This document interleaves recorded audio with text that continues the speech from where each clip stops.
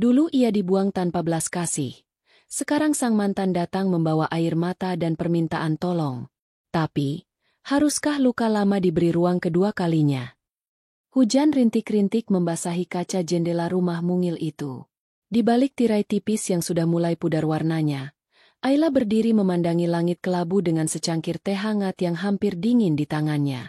Wajahnya tampak letih, bukan karena kurang tidur, tetapi karena terlalu sering menelan kekecewaan sendirian. Hari itu bukan pertama kalinya ia merasa kesepian di rumah yang katanya dibangun atas cinta. Tapi akhir-akhir ini rumah itu lebih terasa seperti sangkar yang tak terlihat dindingnya. Gibran, suaminya, belum pulang. Lagi. Sudah 3 malam berturut-turut pria itu pulang larut tanpa kabar. Katanya kerja lembur. Tapi Ayla tahu betul jam operasional toko elektronik keluarga Gibran tidak sampai malam. Bahkan pegawainya pun selalu pulang tepat waktu. Tapi Ayla memilih diam. Bukan karena tak curiga, melainkan karena sudah terlalu sering kecewa saat berusaha mencari jawaban. Ia menghirup teh yang sudah hambar, menoleh ke meja makan yang hanya diisi 1 piring nasi yang belum disentuh. Ia memasak ikan kesukaan Gibran malam itu, seperti yang selalu ia lakukan sejak menikah. Tapi semuanya kini terasa seperti ritual sia-sia. Kehangatan yang dulu ada, perlahan lenyap seiring hilangnya ketulusan di mata suaminya. Dan yang paling menyesakkan adalah, Ayla tahu, tapi pura-pura tidak tahu. Beberapa bulan terakhir, Fania, sahabat dekatnya sejak sekolah, semakin sering muncul di rumah. Katanya ingin membantu Ayla mengurus pesanan hampers kecil-kecilan yang dikelola Ayla dari rumah. Tapi semakin hari, yang terlihat justru kedekatannya dengan Gibran yang tak lagi bisa ditutupi. Tatapan mereka, candaan yang hanya mereka pahami, dan ketidakhadiran Ayla yang seperti tak dianggap. Ayla menunduk, mengusap setitik air mata yang tak sempat ia tahan. Hatinya perih bukan karena dikhianati, tapi karena dikhianati oleh 2 orang yang paling ia percaya. Pagi berikutnya, Ayla menyapu halaman rumah sambil menenangkan pikirannya. Daun-daun kering berguguran, seperti hatinya yang makin tak punya daya untuk menahan luka. Gibran duduk di teras sambil bermain ponsel, tak berkata apa-apa sejak bangun tidur. Ayla memberanikan diri bertanya, "Semalam kamu di mana, Mas?" Tanyanya pelan, menahan gemetar di suara. Gibran hanya melirik sekilas. "Di toko, kerja." "Tapi toko tutup sejak sore, kan?" Nada bicara Ayla masih lembut, tapi penuh keteguhan. Ia tidak marah, hanya ingin kejujuran. Namun yang ia dapatkan hanya tawa sinis dari Gibran. "Sekarang kamu mulai mengatur-ngatur juga? Belum cukup ngerecokin hidup aku dengan keluhan kamu itu." Ayla tercekat. Gibran berdiri, meneguk kopi, lalu meletakkan cangkir dengan keras di meja. "Kalau kamu ngerasa gak nyaman, silakan pergi. Rumah ini juga atas nama keluarga aku." Dada Ayla seketika sesak. Diucapkan semudah itu, seolah seluruh perjuangannya selama ini tak ada artinya. Ia yang ikut membantu membangun bisnis toko, ikut berjaga, bahkan rela mengorbankan impian untuk fokus mendampingi suaminya. Semua dianggap angin lalu. Malam harinya, Ayla menulis di jurnal tuanya. Satu-satunya tempat yang masih bisa mendengar jeritannya tanpa menghakimi. Apa aku terlalu bodoh karena bertahan? Atau terlalu takut kehilangan semua yang sudah aku perjuangkan? Ketika ia baru saja menutup jurnalnya, pintu rumah diketuk. Ayla melangkah, membuka pintu dengan jantung berdegup. Ia tidak berharap apapun. Tapi ia tidak menyangka akan melihat apa yang ia lihat malam itu. Fania berdiri di ambang pintu. Rambutnya dikuncir asal. Riasan wajahnya belum sempat dibersihkan. Tapi yang paling menyakitkan adalah tangan Fania menggenggam tangan Gibran. Dengan mata kepala sendiri, Ayla melihat suaminya berdiri di samping wanita yang pernah ia anggap saudara sendiri, dengan sorot mata tanpa rasa bersalah. "Aku mau bicara sebentar," ucap Fania sambil menyeringai kecil, seolah ini hanyalah percakapan biasa. Ayla terdiam. Nafasnya terasa berat. Hatinya bergetar. "Apa ini lelucon? Apa kalian pikir aku tidak tahu selama ini?" bisik Ayla dengan suara gemetar. Gibran menjawab dengan senyum dingin. Kita sudah nggak cocok, Ayla. Aku dan Fania. Kami saling mengerti. Sesuatu yang nggak pernah aku dapat dari kamu. Fania menambahkan dengan nada santai. Maaf ya, sebenarnya aku juga udah capek pura-pura jadi teman baik kamu. Dan di saat itu, semua kepalsuan terungkap. Ayla tidak menangis. Ia hanya mematung, menyadari bahwa dunia yang ia bangun selama ini runtuh dalam sekejap. Hari demi hari berlalu. Ayla menandatangani surat cerai dengan tangan dingin. Tidak ada perpisahan yang lebih menyakitkan daripada dikhianati oleh dua orang yang kau sayangi. Ia meninggalkan rumah tanpa banyak barang. Hanya koper kecil berisi pakaian dan sisa martabat yang ia pertahankan mati-matian. Tidak ada keluarga yang menyambut. Tidak ada tempat pulang selain kos sederhana yang sempit dan lembab. Tapi disitulah Ayla belajar berdamai dengan sepi. Ia tidak lagi bertanya mengapa semua ini terjadi. Yang ia pikirkan hanya satu, bagaimana cara untuk hidup bukan sekadar bertahan. Malam itu, Ayla menatap langit dari balik jendela kecil kosnya. Untuk pertama kalinya, ia menangis bukan karena lemah, tapi karena akhirnya berani menerima kenyataan. Aku akan bangkit, bisiknya pada dirinya sendiri. Dan dari titik itulah semuanya dimulai. Angin pagi menusuk kulit Ayla saat ia melangkah menyusuri gang kecil menuju kos barunya. Koper tuanya menggesek-gesek aspal tak rata, mengeluarkan suara serat yang menyayat hening. Ia berjalan dengan kepala tertunduk, seakan tak ingin dunia melihat bekas air mata yang masih membekas di pipinya. Mata sembabnya berbicara lebih banyak daripada mulutnya yang tak lagi sanggup mengucap kata. Kos itu bukan tempat ideal untuk memulai hidup baru. Kamarnya sempit.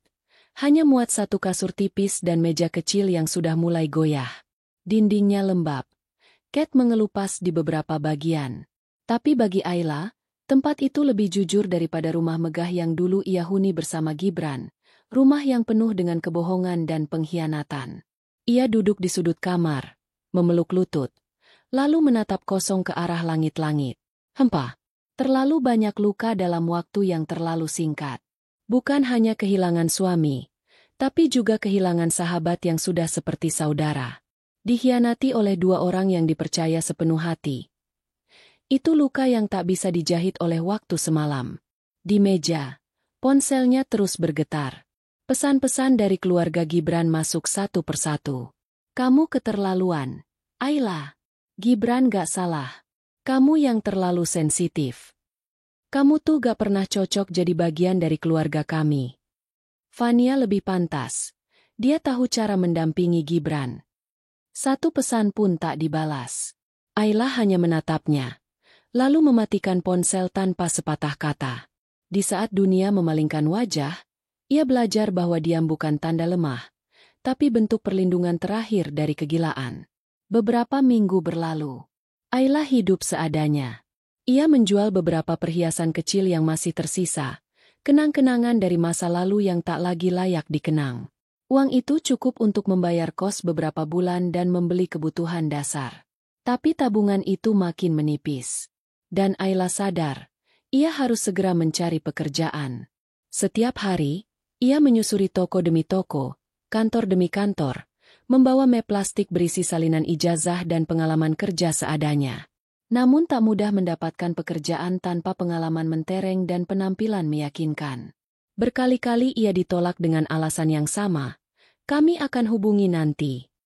Senyum palsu para HRD itu masih teringat jelas di kepala Ayla. Bukan simpati yang ia lihat di mata mereka, tapi penilaian. Penilaian terhadap baju lusuhnya, wajah pucatnya, dan getar suara yang tak bisa ia sembunyikan. Dunia memang tak pernah adil pada mereka yang datang dengan luka. Hingga suatu sore, langkah Ayla terhenti di depan sebuah toko perhiasan kecil di sudut kota. Nama tokonya sederhana, Permatasari. Etalasenya tidak megah, tapi tertata rapi dengan kilauan batu-batu indah yang memikat mata.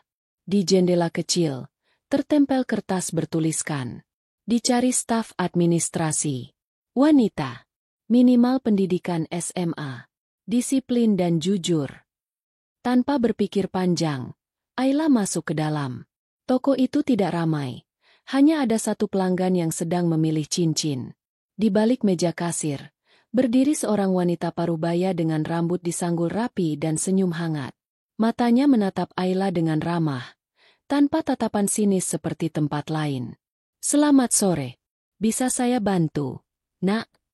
Ayla mengangguk kecil, lalu menyerahkan map plastik berisi lamaran.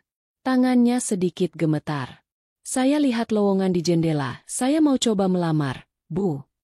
Wanita itu mengambil map, membacanya sejenak, lalu menatap Ayla dengan lembut. "Namamu Ayla ya? Duduk dulu, Nak." Ayla duduk dengan gugup.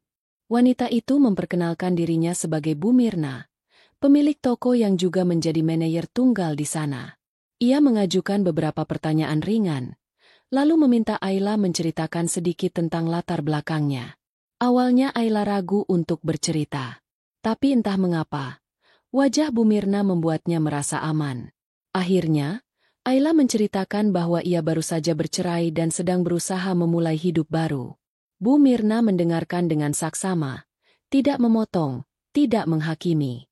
Di akhir percakapan, ia berkata dengan suara tenang, "Besok kamu bisa mulai bantu di bagian admin. Gajinya mungkin tidak besar, tapi cukup untuk hidup sederhana. Kita belajar pelan-pelan, ya?" Air mata Ayla nyaris tumpah. Ia tak menyangka akan mendapat kesempatan secepat itu. Ia berdiri, membungkuk hormat, lalu mengucapkan terima kasih dengan suara yang nyaris tercekat. Hari-hari di toko Permatasari menjadi awal yang pelan, tapi penuh harapan. Ayla belajar mencatat stok barang, mengenal jenis-jenis batu permata, dan menyusun laporan penjualan sederhana. Tangannya mulai terbiasa dengan sistem kasir, dan matanya mulai mengenali perbedaan antara berlian asli dan sintetis. Bu Mirna memperlakukan Ayla seperti anak sendiri. Ia sering membawakan bekal makan siang dan membagikan cerita tentang perjuangannya dulu. "Semua orang hebat pasti pernah jatuh, Ayla. Yang penting kamu gak menyerah," ucapnya suatu hari sambil menyentuh bahu Ayla lembut. Kata-kata itu menancap dalam. Bukan hanya menguatkan, tapi juga menyembuhkan. Suatu malam, Ayla pulang ke kos sambil membawa sisa roti dan senyum kecil di bibirnya. Untuk pertama kalinya dalam waktu yang lama, ia merasa dirinya berharga. Bukan karena dipuji, tapi karena bisa berdiri sendiri. Ia membuka jurnalnya, menulis dengan tangan ringan. "Hari ini aku belajar mengenal permata," kata Bu Mirna. "Batu yang paling berharga bukan yang paling besar, tapi yang mampu memantulkan cahaya walau hanya dari sudut sempit. Mungkin aku seperti batu itu, terlihat biasa, tapi suatu hari nanti aku akan bersinar." Dan di akhir halaman, ia menuliskan satu kalimat yang menggema dalam hati. "Aku tidak akan menyerah. Bahkan jika seluruh dunia memalingkan wajahnya, aku akan tetap berjalan." Langkah Ayla terasa semakin ringan setiap pagi ia tiba di toko Permatasari. Tak lagi dengan ragu atau takut. Kini ia membuka pintu dengan senyum kecil dan semangat baru yang perlahan tumbuh dari luka. Wajahnya masih menyimpan bekas kesedihan, tapi sorot matanya mulai kembali bercahaya. Sudah beberapa bulan sejak Ayla mulai bekerja sebagai staf administrasi. Rutinitas yang semula asing kini menjadi bagian dari hidupnya. Ia hafal betul tata letak etalase, tempat menyimpan batu permata, hingga kebiasaan pelanggan tetap yang datang setiap akhir pekan. Meski pekerjaannya sederhana, Ayla menjalaninya sepenuh hati. Ia tahu, ini bukan sekadar pekerjaan, ini adalah penyelamat hidupnya. Kalau permatanya bening, tak selalu artinya asli. Kadang justru permata sintetis yang paling mengkilap, ujar Bu Mirna suatu sore sambil menunjukkan batu di bawah kaca pembesar. "Yang penting adalah kejernihan dari dalam sama seperti hati kita." Ayla tersenyum. Kalimat itu mengingatkannya pada dirinya sendiri. Dulu ia pikir cinta yang mengilap dari luar akan bertahan selamanya. Tapi justru kilau palsu itulah yang paling mudah hancur. Kini, ia belajar melihat makna dari kedalaman. Bukan hanya pada batu permata, tapi juga pada orang-orang di sekitarnya, dan pada dirinya sendiri. Suatu pagi, toko menerima undangan dari Asosiasi Pengrajin Perhiasan Lokal untuk mengikuti pameran kecil di galeri kota. Ayla yang biasanya hanya mengurus admin diminta ikut membantu menyiapkan booth dan katalog. Awalnya ia menolak dengan halus, merasa belum cukup mampu. Tapi Bu Mirna menepuk bahunya dengan senyum yakin. Kamu sudah cukup lama di sini, Ayla. Kamu tahu detail produk lebih baik dari siapapun. Dan yang lebih penting, kamu punya rasa sesuatu yang tak bisa diajarkan. Esa. Itu kata yang sempat hilang dari hidup Ayla. Tapi hari itu, ia mulai percaya lagi. Ia menerima tawaran itu, meski tangan dan kakinya dingin saat hari pameran tiba. Pameran itu berlangsung di aula sederhana, tapi meriah. Para pemilik toko dan pengrajin lokal berlomba-lomba memamerkan koleksi terbaik mereka. Ayla berdiri di balik meja permatasari dengan mengenakan kebaya abu-abu lembut yang dipinjamkan Bu Mirna. Rambutnya disanggul rapi, wajahnya dipulas tipis oleh salah satu rekan kerja. Ia hampir tak mengenali dirinya sendiri saat bercermin. Banyak pelanggan dan pengunjung datang. Ayla melayani mereka dengan senyum hangat dan sabar. Saat menjelaskan tentang perbedaan antara batu zircon dan berlian, tangannya tidak lagi gemetar. Ia percaya pada kemampuannya, percaya bahwa luka tidak membuatnya rapuh, tapi membuatnya penuh. Di sudut aula, seorang pria berjas hitam memperhatikan Ayla dari kejauhan. Ia datang mendekat, lalu bertanya tentang sepasang anting safir biru yang dipajang di etalase kaca. Boleh saya tahu ceritanya? Tanya pria itu dengan suara tenang. Ayla menjawab dengan tenang.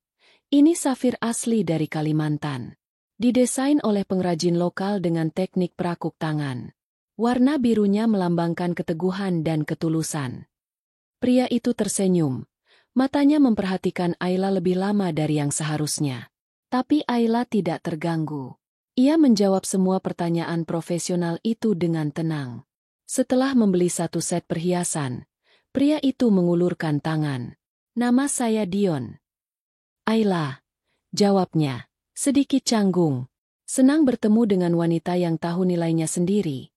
Ucap Dion sebelum berlalu. Ucapan itu singkat, tapi menghantam pelan. Untuk waktu yang lama, Ayla merasa dirinya tidak bernilai. Tapi hari itu, seseorang mengingatkannya bahwa ia tidak hanya bertahan, tapi juga tumbuh. Sepulang dari pameran, Ayla tak bisa berhenti tersenyum kecil. Ia membaringkan diri di kamar kosnya yang sederhana, memejamkan mata, dan membayangkan hari esok tanpa rasa takut. Untuk pertama kalinya, masa depan tak lagi tampak seperti jurang. Ia melihat jalan meski masih panjang. Setidaknya ia tahu kemana harus melangkah. Beberapa hari kemudian, toko mulai kebanjiran pesanan baru. Salah satu pelanggan dari pameran merekomendasikan Permatasari ke komunitas sosialita lokal. Nama toko mulai diperbincangkan, dan Ayla diminta ikut dalam penyusunan desain khusus untuk cincin tunangan pelanggan baru. Ia mulai menggambar sketsa dengan tangan sendiri, membaca buku-buku tentang desain batu mulia, bahkan mengikuti kelas daring gratis tentang logam mulia dan tren perhiasan. Setiap malam, ia mengisi waktu dengan belajar, mengukir mimpi diam-diam yang tak ia sampaikan pada siapapun. Suatu hari, Bu Mirna menghampirinya saat jam makan siang dan berkata pelan, "Kalau suatu hari nanti kamu ingin punya toko sendiri, aku akan dukung, Ayla." Ayla terdiam. Matanya basah. "Terima kasih, Bu. Saya nggak tahu harus mulai dari mana, tapi saya akan belajar." "Mulailah dari apa yang kamu cintai. Sisanya akan mengikuti." Dalam diam, Ayla mulai menyusun rencana kecil. Ia menabung setiap rupiah, memangkas semua kebutuhan pribadi yang tak penting. Ia membeli buku catatan baru dan menuliskan satu persatu ide desain, strategi pemasaran, serta nama-nama calon pengrajin lokal yang bisa diajak kerjasama. Meski langkahnya kecil, semangatnya besar. Luka masa lalu masih ada, tapi tak lagi jadi beban. Kini, luka itu menjadi bahan bakar, pengingat bahwa ia tak ingin kembali ke titik nol. Suatu malam, ia membuka jurnalnya dan menulis, "Aku mungkin pernah menjadi istri yang dibuang, sahabat yang dikhianati, dan wanita yang diremehkan. Tapi hari ini aku adalah wanita yang tahu apa yang ia inginkan. Dan aku akan mengejarnya sampai bisa ku genggam sendiri." Hujan turun sejak subuh, menaburkan aroma tanah yang basah ke seluruh penjuru kota. Di balik kaca toko Permatasari, Ayla berdiri sambil menata ulang etalase, memastikan setiap batu permata berada pada sudut pantul terbaik. Tangannya gesit, matanya fokus, tapi pikirannya melayang ke banyak hal, ke masa lalu yang semakin jauh, dan ke masa depan yang mulai tampak meski masih samar. Hari-hari Ayla kini dipenuhi aktivitas yang jauh dari kesedihan. Ia bukan lagi wanita yang mengurung diri dalam sunyi, melainkan seseorang yang sibuk membangun harapan baru. Pekerjaan di toko tidak hanya menghidupkan dompet, tetapi juga semangat dalam dirinya. Ia merasa dihargai, didengar, dan dipercaya. 3 hal yang pernah dicabut habis darinya oleh orang-orang yang ia cintai. Setiap pagi, ia tiba lebih awal dari siapapun. Ia menyeduh teh untuk Bu Mirna, membuka gorden, lalu membersihkan permukaan kaca etalase yang selalu dipenuhi sidik jari pelanggan. Saat toko belum ramai, Ayla menyempatkan diri membaca buku desain perhiasan atau membuat sketsa di balik meja kasir. Ia mengisi waktu bukan hanya untuk bekerja, tapi untuk bertumbuh. Suatu hari, ketika Ayla sedang mencatat laporan harian, Bu Mirna mendekat dengan senyum kecil di wajahnya. "Ayla, kamu masih punya waktu luang di hari Minggu?" Ayla mengangguk cepat. "Kalau untuk keperluan toko, tentu saya bisa. Ada komunitas wirausaha kecil yang akan mengadakan pelatihan desain dan pengembangan produk. Biasanya, mereka hanya undang pemilik usaha, tapi aku bilang kamu wajib ikut. Aku sudah daftarkan namamu." Ayla terpaku sejenak. Matanya membulat, nyaris tak percaya. "Serius, Bu? Tapi saya bukan siapa-siapa." "Kamu mungkin belum punya toko sendiri, tapi kamu punya semangat. Itu lebih berharga dari status pemilik." Ayla hanya mampu mengangguk dengan mata berkaca. Bu Mirna selalu tahu bagaimana menguatkannya tanpa membuatnya merasa kecil. Di toko kecil itu, Ayla merasa seperti pohon yang disiram setiap hari, pelan tapi pasti tumbuh tinggi. Hari Minggu itu menjadi titik balik yang pelan tapi dalam. Acara pelatihan dilaksanakan di ruang serbaguna milik pemerintah daerah. Isinya tak mewah, hanya kursi plastik dan proyektor, tapi penuh dengan wajah-wajah penuh harapan seperti dirinya. Ayla duduk di baris tengah, mencatat setiap materi dengan saksama. Ia tak ingin kehilangan satupun informasi. Dari teknik branding, strategi pemasaran digital, hingga cara membaca minat pasar, semuanya ia serap dengan rasa lapar akan ilmu. Ia seperti spons, haus akan hal-hal yang bisa membawanya lebih dekat pada mimpi, memiliki toko sendiri. Di sesi istirahat, ia mulai berbincang dengan peserta lain. Salah satunya adalah Yuni, seorang ibu muda yang baru membuka bisnis aksesori berbahan dasar resin. "Kamu kerja di toko perhiasan?" tanya Yuni antusias. Ayla mengangguk. "Iya, aku bagian admin. Tapi pelan-pelan belajar desain juga." "Hebat kamu. Aku baru tahu bedanya zircon sama moisanite dari tadi pagi," ujar Yuni tertawa. "Ajarin aku, ya." Mereka tertawa bersama. Suara tawa yang ringan, tulus, dan tak membawa beban masa lalu. Rasanya seperti napas baru. Seperti dunia yang akhirnya memberinya ruang untuk bernapas kembali. Beberapa minggu setelah pelatihan itu, Ayla mendapat kesempatan ikut membuat desain khusus untuk pelanggan tetap toko yang ingin cincin tunangannya berbeda dari yang lain. Ia menghabiskan malam demi malam menggambar pola, mempelajari arti simbol, dan berdiskusi dengan pengrajin lokal yang diajak kerja sama oleh toko. Proyek itu menjadi kebanggaan tersendiri bagi Ayla. Saat pelanggan menyatakan puas dan memuji hasil karyanya, Ayla nyaris menangis. Bukan karena pujian itu sendiri, tapi karena ia tahu setiap guratan di cincin itu adalah hasil dari luka yang ia ubah menjadi kekuatan. Kini, tidak hanya tangan Ayla yang sibuk, tapi hatinya pun ikut bekerja. Ia tidak lagi membenci masa lalunya, tidak juga ingin menghapusnya. Ia hanya belajar menerima bahwa semua luka itu membentuk dirinya hari ini. Namun, kehidupan tidak berjalan mulus tanpa gelombang. Pada suatu sore, saat toko mulai sepi, seorang kurir datang membawa undangan. Bu Mirna membacanya duluan, lalu menyerahkannya pada Ayla dengan wajah yang sulit dibaca. "Untuk kamu," ucapnya singkat. Ayla mengambilnya, membaca pelan, dan seketika tubuhnya kaku. Undangan resepsi pernikahan Gibran dan Fania. Warna di wajah Ayla memudar. Ia memandangi kertas itu dengan jemari gemetar. Undangan itu dicetak mewah, dengan hiasan embos emas dan foto mereka tersenyum dalam balutan busana formal. Di pojok bawah tertulis lokasi yang dulunya sering mereka kunjungi bersama. Sebuah kafe mewah yang dulu jadi tempat mereka merayakan ulang tahun pernikahan pertama. Ayla tidak berkata apa-apa.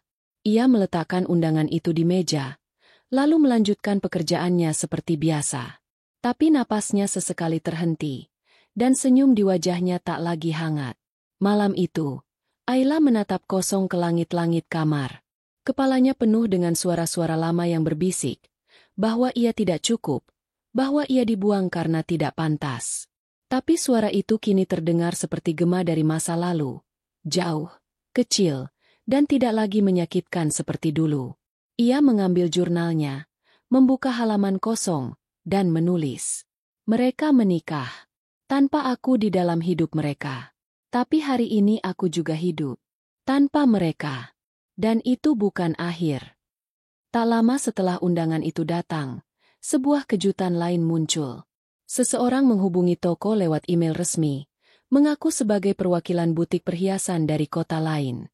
Mereka tertarik berkolaborasi dengan Permatasari untuk proyek eksklusif desain perhiasan modern dengan sentuhan lokal. Nama Ayla disebut dalam pesan itu. Bu Mirna memanggilnya ke ruang belakang dan menyerahkan salinan pesan itu. Kamu siap naik ke tahap selanjutnya, Ayla? Ayla menatap layar komputer dengan tatapan yang sulit dijelaskan. Antara takut, bahagia, dan tak percaya. Tapi ada satu hal yang pasti, ini adalah pintu yang ia tunggu selama ini. Ia mengangguk pelan, lalu berkata dengan suara nyaris berbisik, "Aku tidak akan mengecewakan, Bu." Suasana butik baru yang disewa Ayla masih sederhana, tapi bersih dan penuh kesan elegan. Dindingnya didesain dengan nuansa putih gading dan emas muda. Lampu-lampu kecil dipasang di atas setiap etalase kaca, memantulkan kilau permata yang tersusun rapi dan anggun. Nama butik itu sederhana, Lumiere. Sebuah gabungan dari namanya dan kata Lumiere, yang berarti cahaya. Karena Ayla percaya, cahaya selalu muncul dari dalam. Butik ini bukan hasil semalam. Ia membangunnya dari sisa upah, kerja lelah, dan sedikit bantuan pinjaman dari program pemerintah yang ia temukan lewat pelatihan wirausaha. Ia menyusun semuanya perlahan, mencari pengrajin, merancang katalog, hingga mengatur strategi pemasaran di media sosial. Bahkan beberapa koleksi awal yang ia jual adalah desain pribadinya, perhiasan yang ia gambar sendiri di sela-sela shiftnya dulu di Permatasari. Kini, Lumiere mulai dikenal kalangan tertentu. Beberapa sosialita muda datang karena penasaran dengan desainnya yang dianggap tidak pasaran. Dan yang lebih membanggakan, beberapa pelanggan lama dari Permatasari mulai datang ke tokonya sendiri, karena ingin membeli langsung dari tangan desainer yang mereka percaya. Ayla tak pernah menyangka, ruang kecil di sudut kota itu menjadi saksi betapa luka bisa berubah menjadi pencapaian, asal ia bersedia menempuhnya, selangkah demi selangkah. Suatu siang yang terik, Ayla sedang mencatat laporan mingguan saat bel pintu butik berdenting lembut. Ia mendongak dengan senyum profesional, seperti biasa. Lalu tubuhnya kaku. Seseorang masuk bersama seorang wanita. Langkah mereka percaya diri. Wajah mereka tersenyum. Mata mereka penuh rasa bangga. Tangan pria itu menggenggam erat tangan si wanita, seolah dunia sedang berpihak pada mereka. Gibran dan Fania. Ayla nyaris tidak bisa bernapas. Dunia seolah berhenti berputar. Gibran tampak lebih gemuk dibanding terakhir kali Ayla melihatnya. Ia mengenakan kemeja mahal dan jam tangan mencolok. Di sampingnya, Fania mengenakan gaun berwarna merah marun dan perhiasan mencolok di leher dan pergelangan tangan. Mereka tidak mengenali Ayla. Tidak sekarang. Rambut Ayla kini panjang dan bergelombang. Riasannya tipis tapi elegan. Bajunya rapi, sikap tubuhnya tegak. Ia tak lagi tampak seperti wanita yang mereka tinggalkan dulu, lemah, lusuh, dan berantakan. "Selamat siang," sapa Ayla. Suaranya tenang meski hatinya bergemuruh. Fania melihat sekeliling dengan tatapan menilai. Tokonya bagus juga. Tapi sepi, ya. Ayla tersenyum sopan. Kami lebih fokus pada pelayanan personal. Hanya menerima pelanggan dengan janji temu. Gibran mendekat ke salah satu etalase. Matanya tertarik pada cincin zamrud dengan ukiran khas di sampingnya. Berapa harga cincin ini? Ayla mendekat perlahan. Yang ini bagian dari koleksi eksklusif. Batu zamrudnya diambil langsung dari pengrajin lokal di Pegunungan Timur. Ukirannya terinspirasi dari motif Batak. Harga koleksinya cukup pribadi. Kami bahas secara langsung dengan pembeli. Fania menaikkan alis. Wah, gaya banget.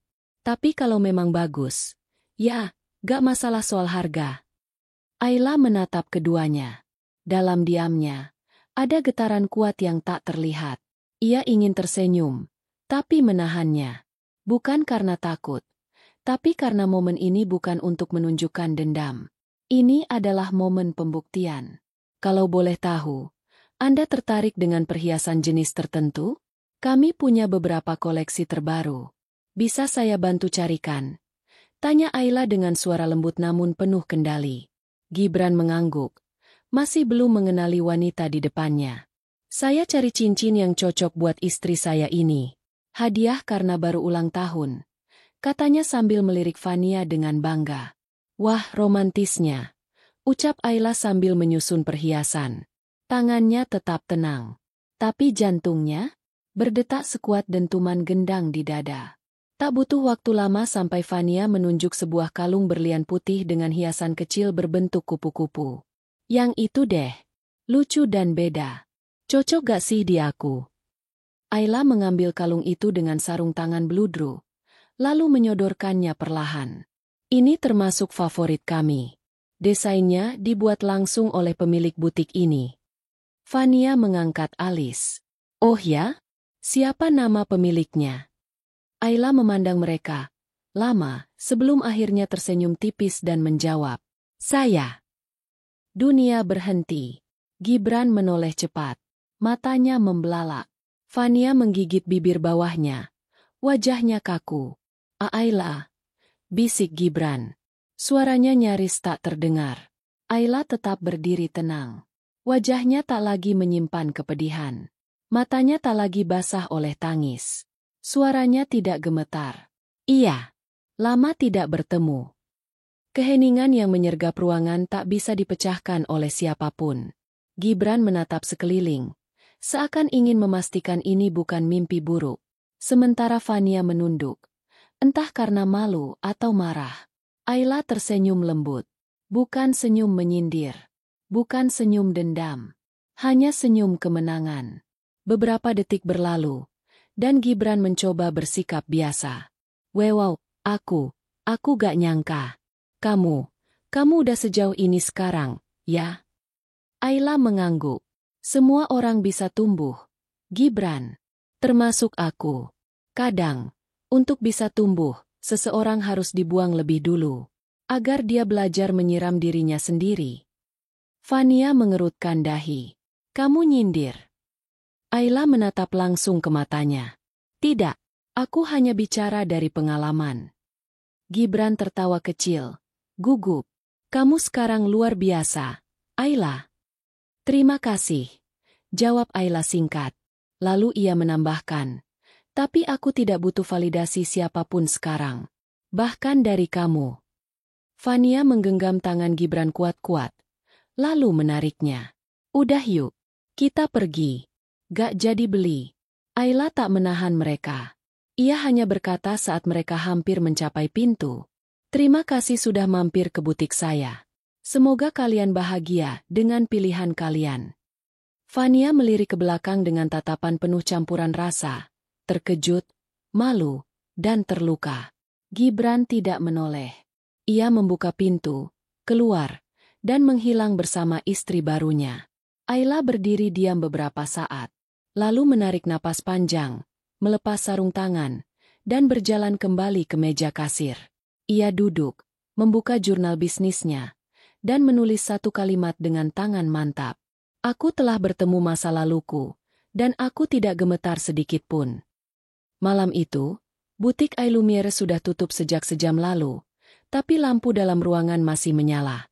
Ayla duduk di kursi belakang, tangan menopang kepala, sementara secangkir teh yang sudah dingin tergeletak di meja. Ia memandangi lantai yang bersih, tapi pikirannya jauh melayang. Pertemuan siang tadi membekas dalam pikirannya. Wajah Gibran yang memucat saat menyadari siapa pemilik butik ini, tatapan Fania yang tak mampu menyembunyikan keterkejutan dan rasa malu, semua itu berputar seperti kaset rusak dalam kepala Ayla. Ia tidak menyesal. Ia tidak dendam. Tapi pertemuan itu membangkitkan sesuatu yang sudah lama dikubur, keinginan untuk benar-benar menutup luka. Dan keesokan harinya, luka yang baru mulai sembuh itu kembali diusik. Ponsel Ayla berdering saat ia sedang membersihkan etalase. Ia melihat layar dan mendadak jantungnya berdegup kencang. Gibran. Ia sempat ingin mengabaikannya. Tapi entah kenapa, jarinya bergerak sendiri, dan ia menekan tombol hijau. Halo? Suaranya datar. Hai, Ayla. Suara di ujung sana terdengar pelan, nyaris ragu. Boleh aku bicara sebentar? Bukan soal kemarin, tapi soal semuanya. Ayla terdiam. Suara itu begitu familiar, tapi kini terdengar asing. Ia bukan lagi wanita yang bisa diguncang hanya karena mendengar nama itu. Ia telah melewati badai, dan kini berdiri di tanah miliknya sendiri. Kita sudah tidak punya urusan, Gibran. Aku tahu, aku cuma ingin minta maaf. Aku tahu ini sudah terlambat, tapi aku gak bisa tenang sebelum mengatakannya langsung. Tolong, Ayla. Sekali ini saja. Hening panjang menggantung. Akhirnya, Ayla menjawab dengan tenang. Besok jam 5 sore. Di kafe depan taman kota. 1 jam. Tidak lebih. Terima kasih, Ayla. Aku janji gak akan ganggu lama-lama. Keesokan harinya, Ayla datang mengenakan blus krem dan celana panjang hitam. Tidak berlebihan, tapi cukup menunjukkan bahwa dirinya bukan lagi perempuan yang bisa diremehkan. Ia duduk di sudut ruangan, menatap jendela, sambil menanti. Gibran datang 5 menit kemudian. Wajahnya lelah, matanya sembab, dan tubuhnya tampak tak sekuat dulu. Ia duduk dengan gugup di hadapan Ayla, lalu menunduk seperti anak kecil yang tertangkap berbohong. Aku minta maaf, Ayla, katanya langsung. Aku tahu semua ini gak akan mengubah apa-apa. Tapi aku ingin kamu tahu bahwa aku menyesal. Ayla menatapnya, tak berkedip. Dulu aku anggap kamu beban. Aku pikir Fania bisa jadi teman hidup yang lebih ringan, lebih menyenangkan. Tapi ternyata, dia gak pernah ngerti aku. Dia selalu menuntut. Dan aku hancur pelan-pelan. Ayla tidak menjawab. Ia membiarkan Gibran bicara, seperti seseorang yang membuka isi lemari penuh rahasia yang busuk. Setiap kali aku lihat kamu berdiri di butik itu, percaya diri, mandiri, sukses, aku sadar, aku yang kehilangan permata paling berharga. Bukan kamu yang kalah, Ayla, tapi aku. Kalimat itu menggema dalam hati Ayla. Dulu, ia mengharapkan kata-kata semacam itu. Ia menangis malam demi malam, memohon agar Gibran menyadari semua yang ia lakukan. Tapi sekarang semuanya terasa tak lagi penting. Aku cuma ingin tahu, apa kamu bisa memaafkan aku? Ayla menarik napas pelan. Lalu ia tersenyum. Gibran, aku sudah memaafkan kamu sejak lama. Tapi bukan karena kamu pantas dimaafkan. Aku melakukannya supaya aku bisa sembuh. Supaya aku bisa melanjutkan hidupku tanpa membawa beban yang bukan milikku. Gibran tertunduk. Matanya mulai berkaca. Kalau waktu bisa diputar. Sayangnya tidak bisa, potong Ayla. Dan aku tidak ingin kembali ke masa itu. Sekarang aku bahagia. Dan aku tidak butuh kamu untuk menjelaskan apapun lagi. Gibran berdiri perlahan. Ia menatap Ayla dengan wajah sedih. Kalau kamu butuh bantuan atau dukungan. Ayla tertawa kecil. Aku sudah punya segalanya. Termasuk kekuatan yang pernah kamu ambil dariku. Dengan itu, Ayla berdiri, mengambil tasnya, dan melangkah keluar tanpa menoleh. Beberapa hari setelah pertemuan itu, butik Ailumiere kedatangan pelanggan lama dari pameran perhiasan. Dion, pria yang dulu membeli safir biru dan memuji Ayla karena tahu nilainya sendiri. Ia tersenyum saat melihat Ayla, dan kali ini, sorot matanya bukan hanya kagum, tapi juga lebih hangat, lebih personal.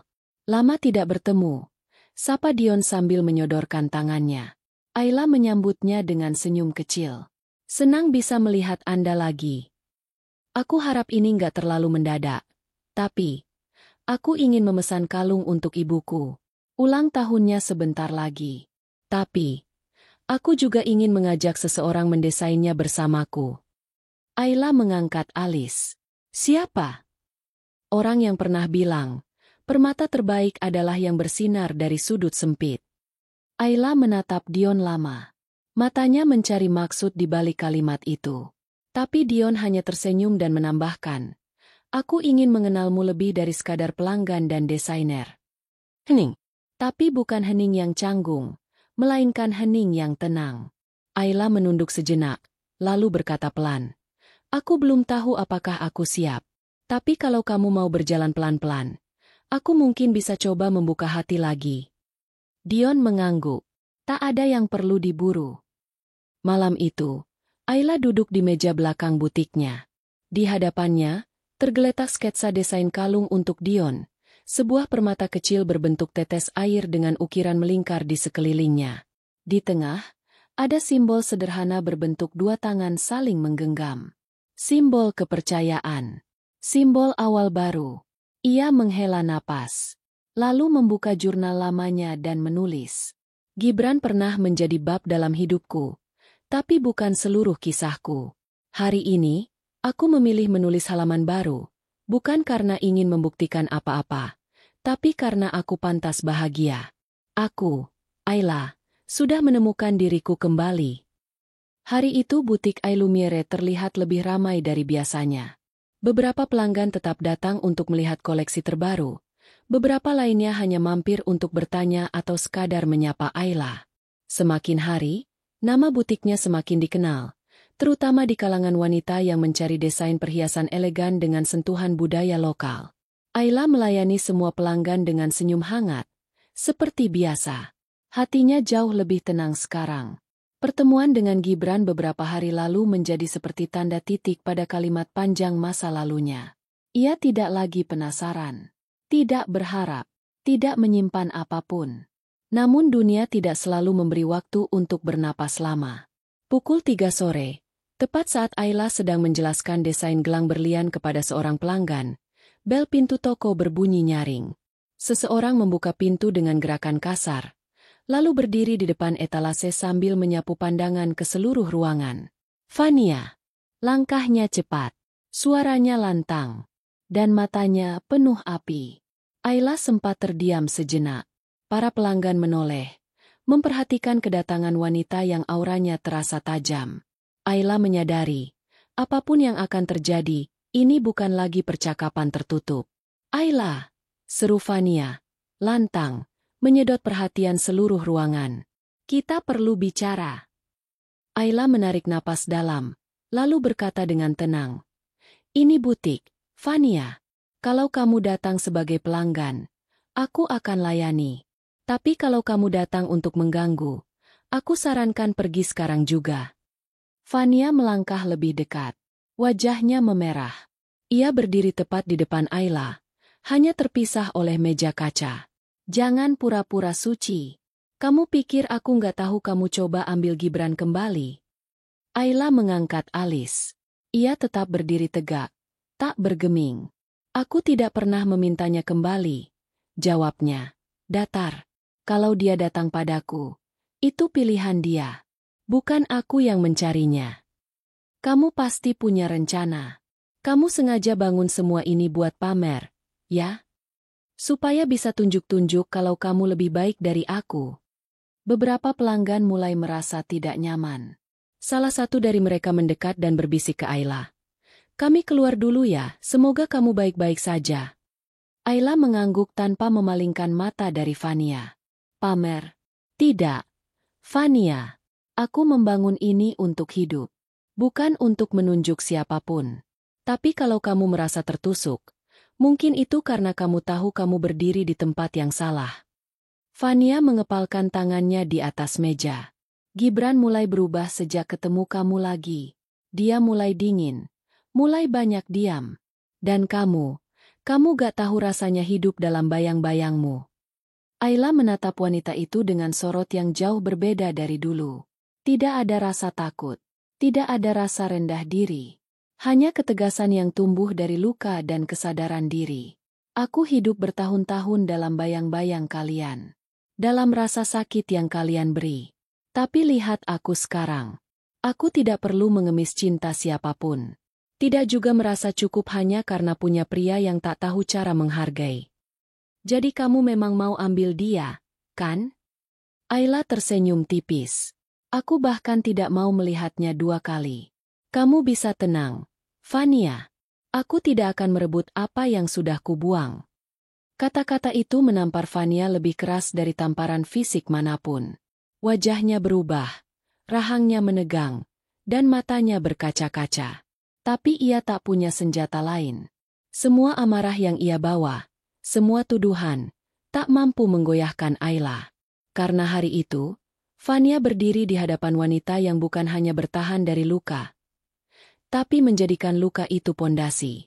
Setelah Fania pergi dengan langkah gontai dan mata penuh air yang tak sempat tumpah, butik menjadi hening. Pelanggan yang masih tersisa menatap Ayla dengan tatapan kagum. Salah satu di antara mereka bahkan berkata, "Kamu luar biasa, kalau itu aku.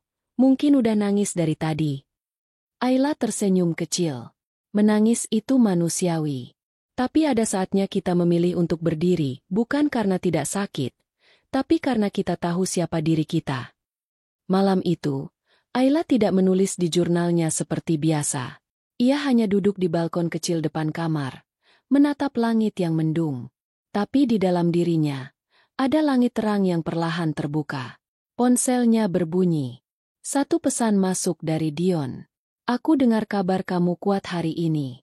Aku tidak heran. Tapi tetap bangga.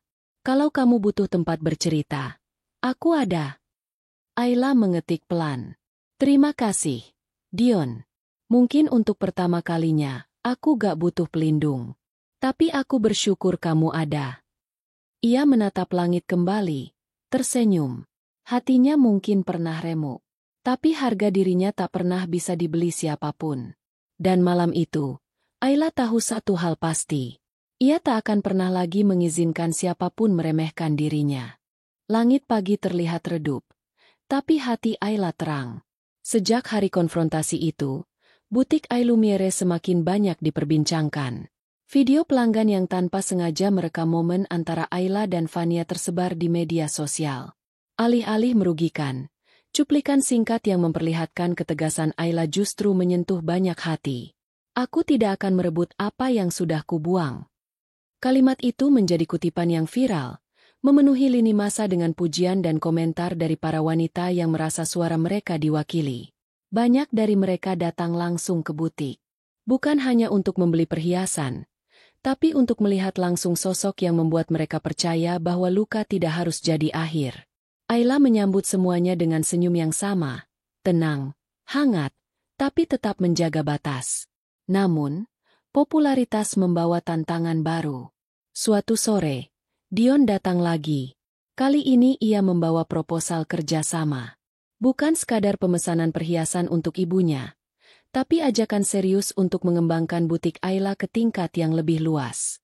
"Aku punya teman investor yang tertarik dengan Ailumiere, setelah lihat perkembangannya," ujar Dion sambil menyodorkan berkas. "Kamu bisa buka cabang baru. Timmu bisa diperbesar. Produksi bisa lebih masif." Ayla membaca pelan-pelan. Semua angka dan rencana itu begitu menggiurkan. Ia tak pernah membayangkan bisa tumbuh secepat ini.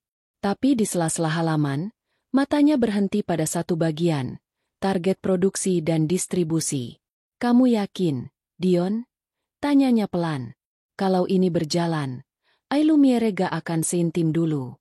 Aku harus kerja dengan banyak kepala, banyak keputusan, dan mungkin kehilangan kendali atas desainku sendiri." Dion tersenyum, lalu berkata, "Kamu bisa atur batasnya, Ayla. Tapi jangan biarkan rasa takut menahan kamu dari hal besar." Ayla memandangi wajah Dion. Ada sesuatu dalam sorot mata pria itu yang tidak hanya bicara soal bisnis. Sejak pertemuan-pertemuan mereka, benih kepercayaan mulai tumbuh. Dion tidak pernah memaksa. Ia hadir sebagai seseorang yang memberi ruang, bukan mengisi paksa. Namun, justru karena itulah hati Ayla mulai cemas. Di tengah proses mempertimbangkan tawaran itu, tantangan lain muncul. Salah satu pesaing bisnis, toko perhiasan besar yang sebelumnya tidak menganggap Aylumiere sebagai ancaman, tiba-tiba mulai menurunkan harga besar-besaran dan membuat kampanye dengan gaya serupa. Mereka mengadopsi desain yang mirip, menggunakan kalimat promosi yang hampir identik, bahkan menyasar pelanggan yang sama. Ayla menyadari, ini bukan kebetulan. Ini adalah permainan pasar yang kejam. "Kita bisa lapor," kata Citra, salah satu staf kepercayaannya. "Kamu punya hak atas desainmu." Ayla mengangguk, tapi dalam diam, ia berpikir panjang. Jika ia memutuskan memperluas bisnis lewat bantuan investor seperti Dion, ia akan punya kekuatan untuk melawan. Tapi jika ia tetap di jalur mandiri, ia harus siap menghadapi tekanan ini sendirian. Beberapa hari kemudian, Ayla mengajak Dion bertemu. Bukan di butik, bukan juga di kantor, tapi di tempat yang jauh lebih tenang, tepi danau kecil di pinggir kota, tempat angin membawa suara gemericik dan dedaunan berjatuhan dengan tenang. Mereka duduk di bangku kayu, diam cukup lama sebelum Ayla membuka suara. "Aku bingung, Dion." Dion menoleh pelan. "Soal tawaran kemarin?" Ayla mengangguk. "Aku takut kehilangan arah. Aku bangun butik ini dari dasar luka. Dari ketulusan. Kalau jadi terlalu besar, aku takut kehilangan jiwanya." Dion tidak menjawab.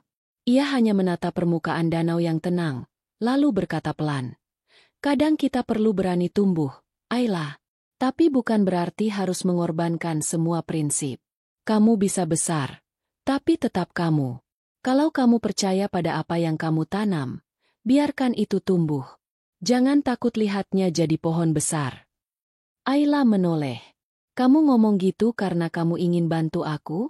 Atau karena kamu ingin lebih dari itu?" Hening sejenak. Dion mengangkat wajahnya, menatap mata Ayla dengan lembut. "Aku ingin bantu kamu karena aku percaya kamu bisa. Tapi aku ingin ada di hidup kamu, karena aku jatuh cinta." Ayla tercekat. Kata-kata itu tidak terdengar seperti rayuan. Tidak ada dramatisasi. Hanya kejujuran yang keluar begitu saja. "Aku belum yakin," bisik Ayla jujur. Dion tersenyum kecil. "Aku tahu. Kamu gak perlu jawab sekarang. Tapi aku juga gak akan pura-pura biasa." Lalu Dion berdiri.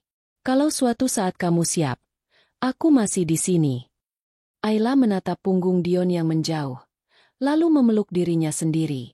Bukan karena dingin, tapi karena dadanya penuh, antara rasa syukur, ketakutan, dan kebingungan. Hari-hari selanjutnya, Ayla menenggelamkan diri dalam kerja. Ia rapat dengan timnya, menyusun strategi perlindungan desain, berbicara dengan penasihat hukum, dan di sela waktu itu, menulis ulang rencana bisnis untuk butik jika suatu hari ia memutuskan menerima investasi. Namun satu malam, saat hujan turun pelan dan lampu toko mulai diredupkan, Ayla membuka pesan dari Dion. "Masih bingung?" Ayla tersenyum sendiri, lalu membalas, "Sudah tidak terlalu. Tapi sekarang aku lebih yakin kalau aku memang harus berjalan bukan karena dikejar, tapi karena aku siap melangkah lebih jauh." Dion membalas cepat, "Aku bangga."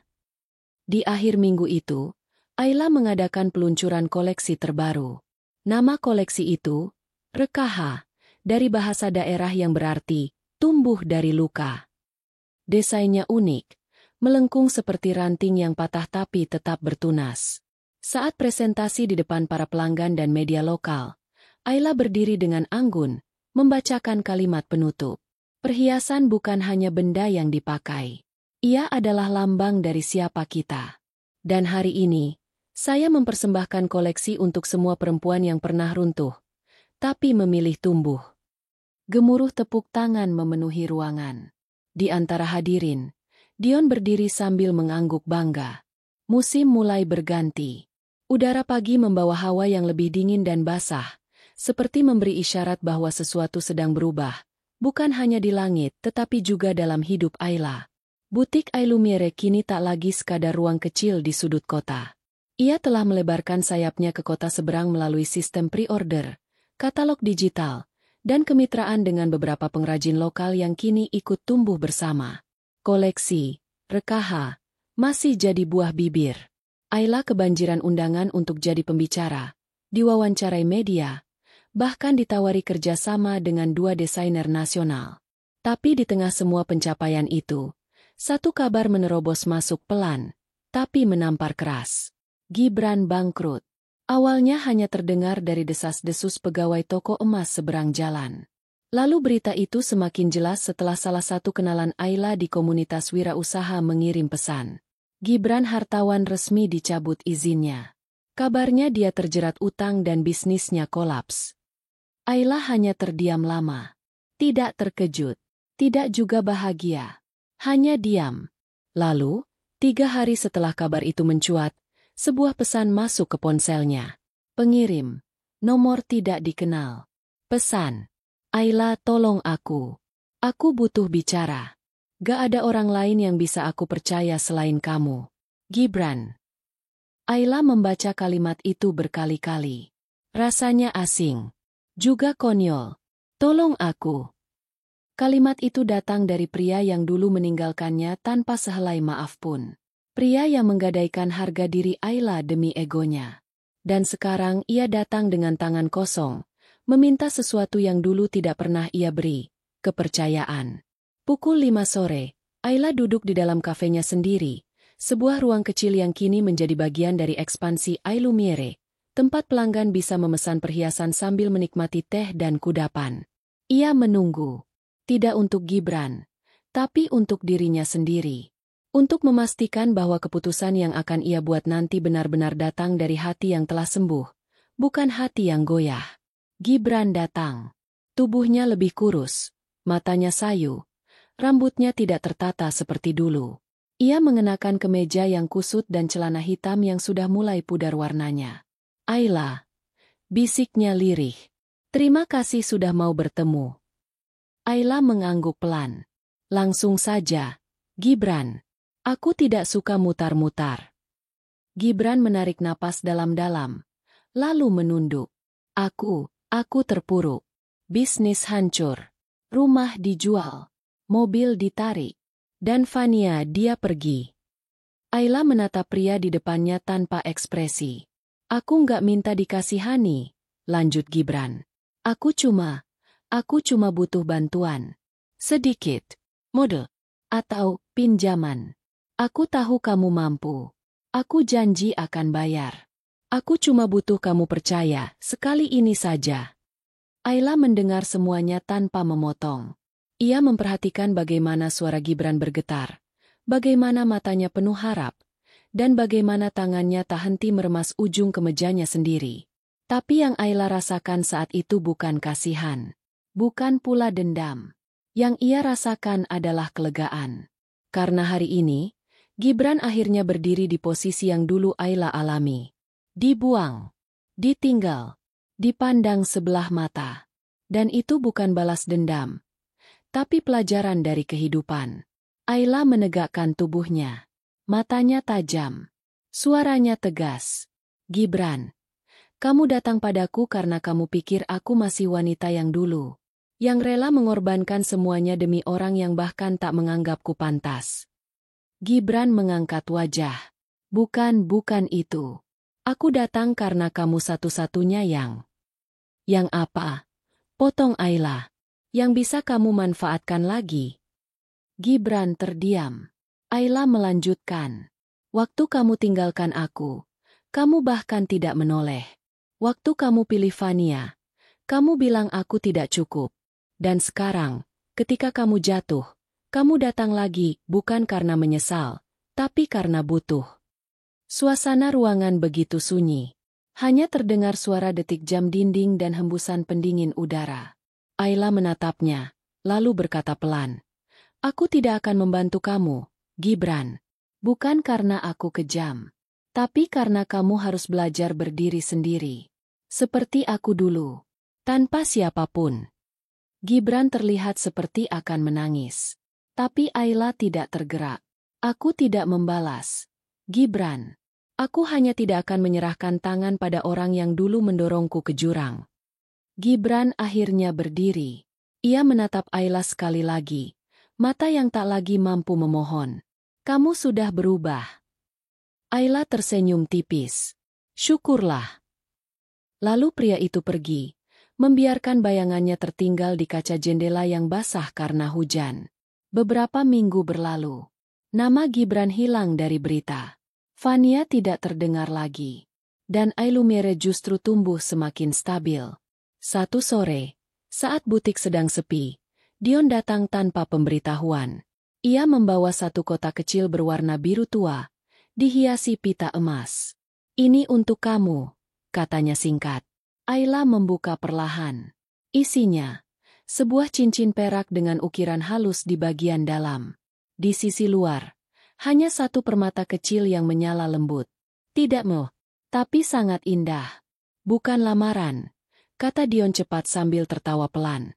"Aku belum seberani itu. Tapi aku ingin kamu tahu, aku bukan sekadar singgah.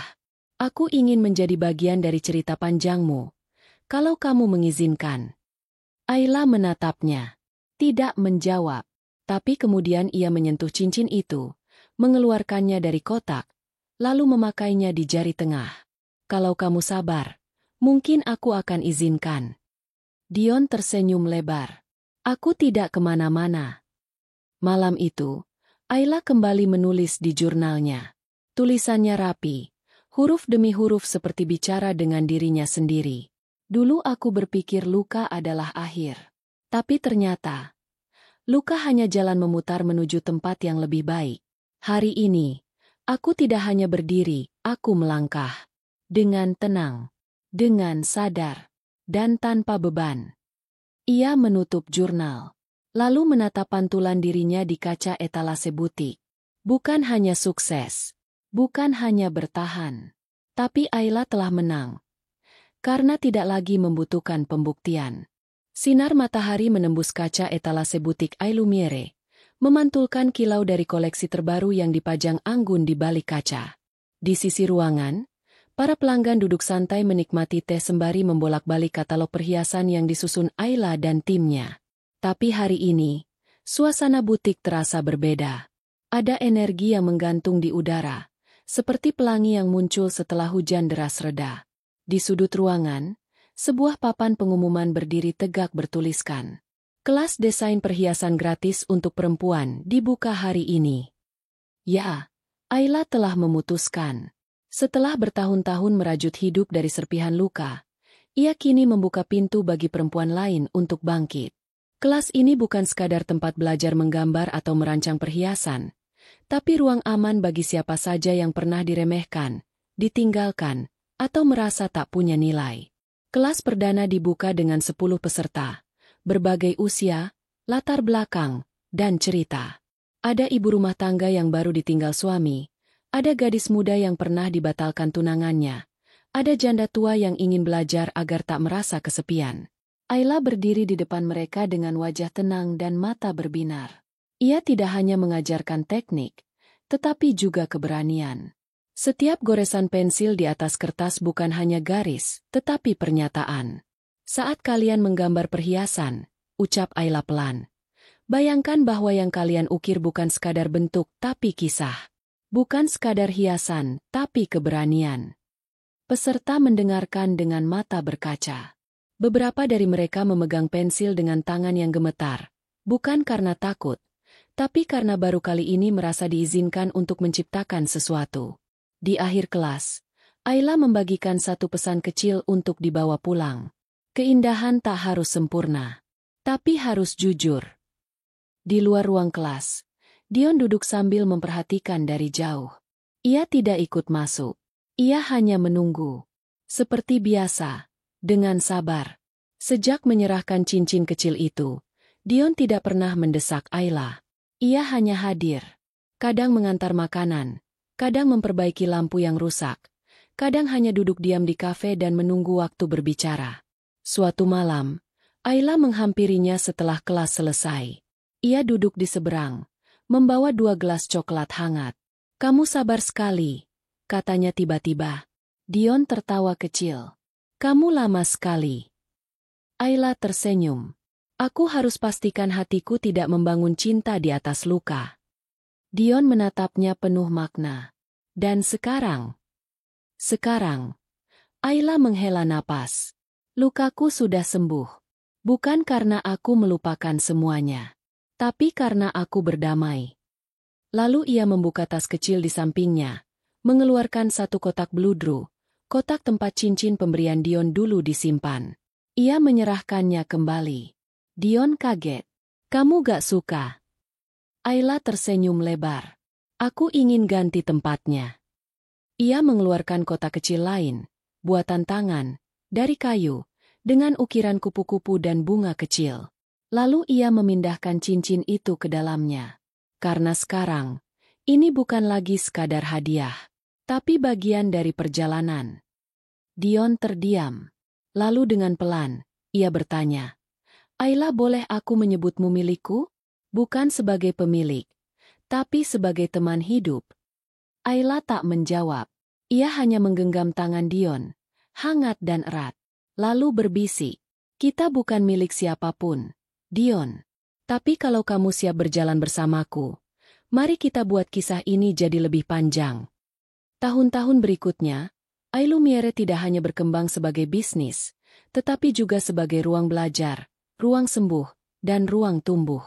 Ayla menjadi simbol bagi banyak perempuan. Ia diundang ke seminar, menjadi pembicara di forum pemberdayaan wanita, dan bahkan menulis buku tentang kisahnya sendiri, bukan untuk menggurui, tapi untuk memberi keberanian. Gibran? Ia tak pernah terdengar lagi. Dan Ayla tidak pernah mencarinya. Karena ia sudah selesai dengan bagian itu. Ia tak menyimpan dendam, tapi juga tak membuka pintu yang telah ditutup rapat. Fania? Kabar terakhir mengatakan bahwa ia pindah keluar kota, mencoba memulai hidup baru. Ayla hanya berharap semoga wanita itu belajar, seperti dirinya dulu. Di suatu pagi yang cerah, Ayla berdiri di depan butik barunya. Tempat itu lebih luas, lebih megah, tapi tetap hangat. Ia memandang papan nama yang tergantung di atas pintu. Ailumiere, perhiasan yang tumbuh dari cerita. Dion datang menghampiri dari belakang, menggenggam tangannya pelan. "Kamu tahu?" kata Ayla, suaranya pelan. "Aku dulu pernah berpikir hidupku sudah hancur." "Kamu hanya terjatuh," jawab Dion. "Tapi kamu memilih bangun." Ayla mengangguk, lalu memeluk Dion singkat. Karena cinta yang lahir dari keberanian, tidak akan tumbuh terburu-buru. Karena cinta yang sehat, tidak memaksa untuk dimiliki. Dan karena hidup akan selalu memberi cahaya bagi mereka yang memilih menyalakan api sendiri.